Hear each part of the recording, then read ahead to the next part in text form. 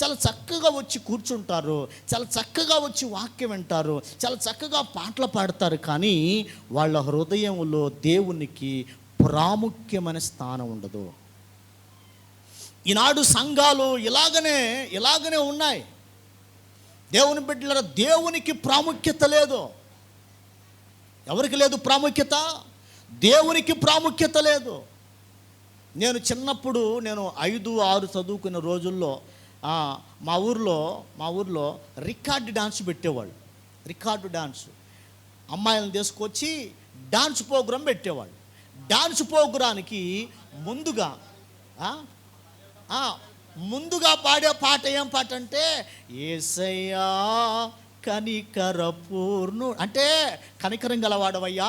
అమ్మాయిలు బాగా డాన్సులు వేస్తూ ఉంటే మేమందరం కళ్ళారు చూసి మా హృదయాలు, ఆలోచనలు, తలంపులు, కళ్ళు అన్నీ అపవిత్రం చేసుకొని పాడైపోవాలా?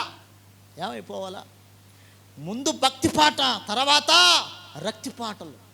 ఏమండి అంటే పైకి భక్తి చేస్తున్నట్టుగానే ఉన్నారు, కానీ హృదయంతరంగంలో యేసు ప్రభువుకి స్థానం లేదు. పెళ్ళిళ్ళు చేస్తారు.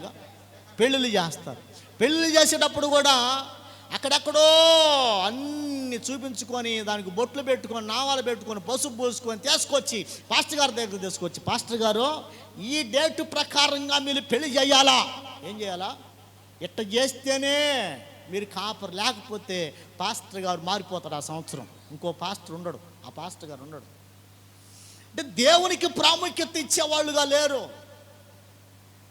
దేవుని నామానికి మహిమ తెచ్చేవారుగా లేరు. నా ప్రియమైన దేవుని బిడ్డలారా, మన జీవితంలో మనం దేవునికి ప్రాముఖ్యత ఇవ్వాలి. హల్లెలూయా.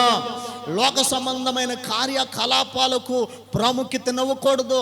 నీ ఇంట్లో ఏ శుభకార్యం జరుగుతున్నా, నీ ఇంట్లో ఏ మేలుకరమైన జరుగుతున్నా, నీ ఇంట్లో ఏ కీడు జరిగినా, ఏది జరిగినా, ఏ కార్యం జరిగినా మొదట నీ ఇంట్లో అడుగు పెట్టాల్సింది ఎవరో తెలుసా? దేవుని పేరట.